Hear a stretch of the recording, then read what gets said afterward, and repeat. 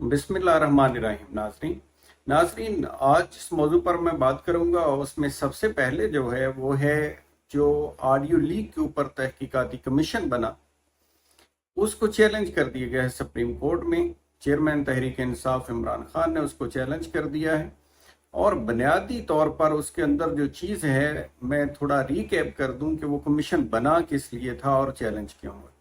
बना इसलिए था कमीशन क्योंकि कुछ ऑडियो लीक्स आपने देखा पिछले दिनों के आई, जिसके अंदर चीफ जस्टिस ऑफ पाकिस्तान की सास की गुफ्तगू है एक वकील साहब की बेगम के साथ, फिर साकिब निसार साहब की गुफ्तगू है एक वकील साहब के साथ, फिर इसी तरह से परवेज लाई की कहा जाता है कि जाय साहब के साथ गुफ्तगू है, फिर कहा जाता है कि परवेज लाई की एक वकील साहब के साथ गुफ्तगू है। तो इस तरह की और भी एक और साकिब निसार के बेटे की भी ऑडियो लीक है। इस तरह से मुख्तलिफ ऑडियो लीक्स के जांच पड़ताल के लिए, इंक्वायरी के लिए और तय करने के लिए कि किन लोगों ने ये ऑडियो लीक्स की, किन वजूहात पे की, इसमें क्या सच्चाई है, ये कमीशन बनाया गया है जस्टिस काजी फायजीसा साहब की सरबराही में, जो चीफ जस्टिस के बाद सीनियर तरीन जज है।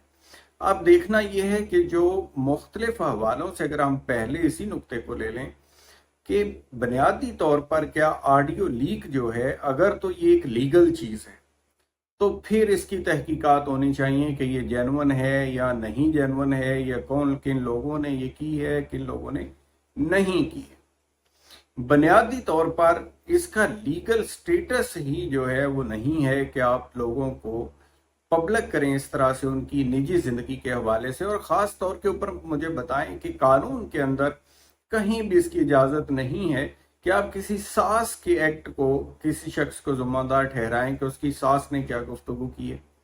या किसी शख्स को इस बात के लिए ज़िम्मेदार ठहराएं कि उसकी बीवी ने क्या गुफ्तगू की, या इस बात के लिए ज़िम्मेदार ठहराएं कि उसके भाई ने क्या गुफ्तगू की है। बल्कि हत्ता कि यहाँ तक कि आप बाप की गुफ्तगू को भी, बाप को भी जिम्मेदार नहीं ठहरा सकते बेटे के लिए, और बेटे को जिम्मेदार नहीं ठहरा सकते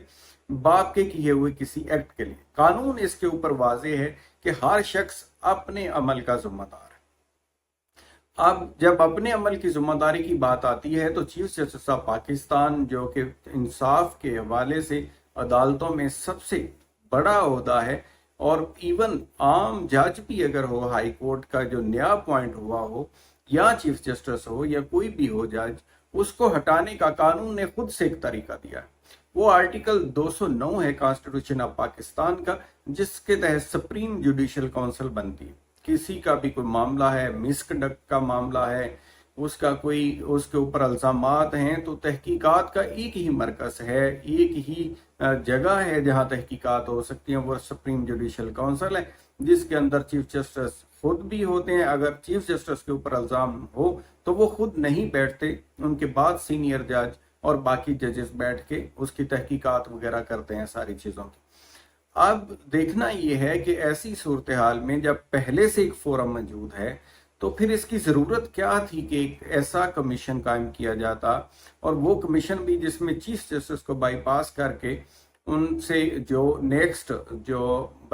सेकंड लाइन में जज साहब थे उनको सरबराह बनाया गया, और उसमें उनकी परमिशन भी शामिल नहीं की गई है। तो ये एक अलग बहस है जिसके अंदर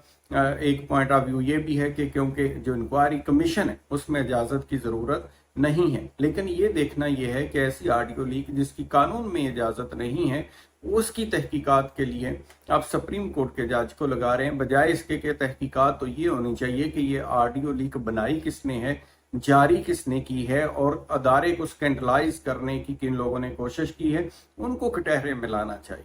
अब यहाँ होता यह कि अब एक चीफ जस्टिस है और उसकी सास की गुफ्तगू को लेकर के और उसके ऊपर सारा मलबा या ये तासर देने की कोशिश नहीं की जा सकती, या ये इंप्रेशन नहीं लिया जा सकता कि उन्होंने सास के कहने के ऊपर कोई ऑर्डर किया होगा, या ऐसी कोई गुफ्तगू में भी बात नहीं है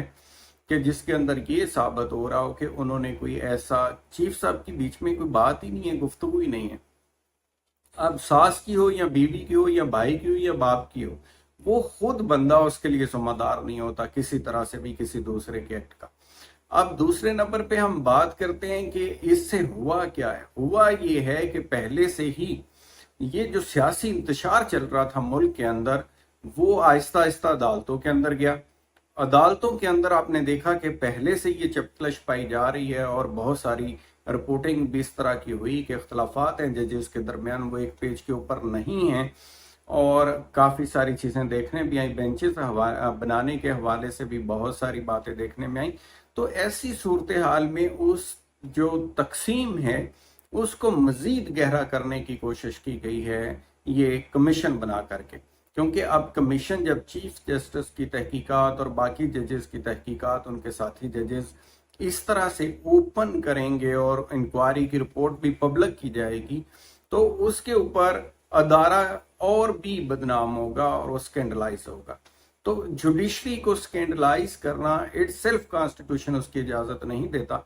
63G है इसके ऊपर आर्टिकल, वो किसी तरह से भी जुडिशरी और आर्मी को स्कैंडलाइज करने की इजाजत नहीं देता। तो इस तरह से फ्री स्पीच में भी जो आर्टिकल 19 है उसमें भी इन दो अदारों को तहफ़्फ़ुज़ दिया गया है। यानी मकसद बुनियादी तौर पर इवन पार्लियामेंट में भी इनको डिस्कस नहीं किया जा सकता। आर्टिकल 68 में ये एक्सेप्शन है जहां इस्तेहकाक है मेंबर पार्लियामेंट का कि वो सब कुछ बोल सकता है पार्लियामेंट में, लेकिन ये बात नहीं कर सकता वहां। तो इसलिए ये बड़ा सेंसिटिव मामला है। अब और इनको अब ये कमीशन बना के आमने सामने कर दिया गया है चीफ जस्टिस और काजी फायज ईसा साहब को एक दूसरे के, और अब जब ये चैलेंज हो गया तो इसके अंदर कभी इम्कान है कि इन कानूनी निकात के ऊपर इसके ऊपर स्टे हो जाएगा कार्रवाई के ऊपर। चीफ जस्टिस साहब प्रोबेबली हो सकता है जो भी बेंच बनाए वो इस पे स्टे भी जारी कर सकता है और इसकी कार्रवाई भी रुकने का चांसेस है। दूसरी तरफ हम बात करते हैं कि जो सियासी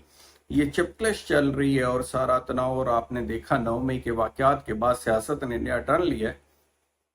जिसके अंदर सबसे ज्यादा अफेक्ट होने वाली जमात पाकिस्तान तहरीक इंसाफ है, जिनके ऊपर डायरेक्ट एलिगेशन है कि उन्होंने सारे अमलाक को और ख़ास तौर पर फौजी तनसीबात को निशाना बनाया और सारी प्राइवेट लोगों की अमलाक को भी निशाना बनाया, जलाओ किया, सारा तोड़ फोड़ की और हर चीज़ की। उसके बाद से जो सियासी सिनेरियो उसके अंदर एक बड़ी तब्दीली आई, जिसके अंदर हम देख रहे हैं, आपने देखा कि ये कराची से शुरू होने वाला सिलसिला जिसमें मौलवी महमूद और बाकी बहुत सारे लोग जो हैं वो पार्टी छोड़ गए और फिर केपी के अंदर गया, आपने देखा उस्मान तरकई और दूसरे मिनिस्टर्स भी, और इसी तरह से अब ये पंजाब में भी आ गया जिसमें आपने देखा कि फैसला का मौका और बहुत सारे लोग भी पार्टी छोड़ चुके हैं। बुनियादी तौर पर क्योंकि पार्टियों के बारे में ये कंसेप्ट होता है कि वो तशद्दुद के ऊपर बिलीव नहीं रखते। नाज़रीन, वक्त ने एक बात साबित की है, अगर हम देखें तो वो ये बात साबित हुई है कि ये लोग, आपने देखा अगर माजी में जाएंगे तो इसी तरह से तहरीक इंसाफ में शामिल हुए। इससे पहले आपने काफ लीग भी बनती देखी, तकरीबन वही लोग थे जो सारे बाकी जमातों को छोड़ के मुशर्रफ साहब के दौरे हुकूमत में काफ लीग में शामिल हुए। उसके बाद आपने देखा कि वही लोग जो हैं उन्होंने दोबारा उड़ान भरी, और जब पीटीआई जो है वो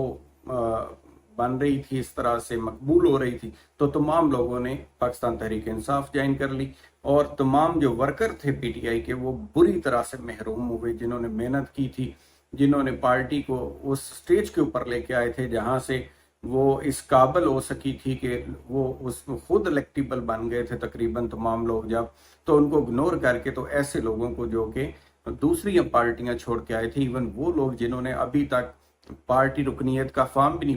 भरा था, उनको भी टिकटें जारी कर दी गई। तो वो ये वही लोग हैं। साबित ये हुआ कि अब इनका क्योंकि कोई एक ठिकाना नहीं होता, डेफिनेट इन्होंने मुश्किल वक्त के अंदर वापस जाना होता है, और फिर मौका परस्ती को देखते हुए आगे जगह और मौके को तलाश करना होता है कि नए मौके किस जमात के अंदर हैं, और फिर फल कहाँ से दस्तयाब होगा, ताज़ा फल खाने की आदि होती हैं और उन्हीं पार्टियों को जाके ज्वाइन करते हैं। तो लिहाजा ये सिलसिला अभी रुकता हुआ इस तरह से नजर इसलिए नहीं आता कि अभी भी बहुत सारे ऐसे लोग मौजूद हैं पार्टी के अंदर जिनके चांसेस हैं कि वो छोड़ के और बेहतर मौके की तलाश में जाएंगे। थैंक यू सो मच, अपना ख्याल रखिएगा, खुदा हाफिज़।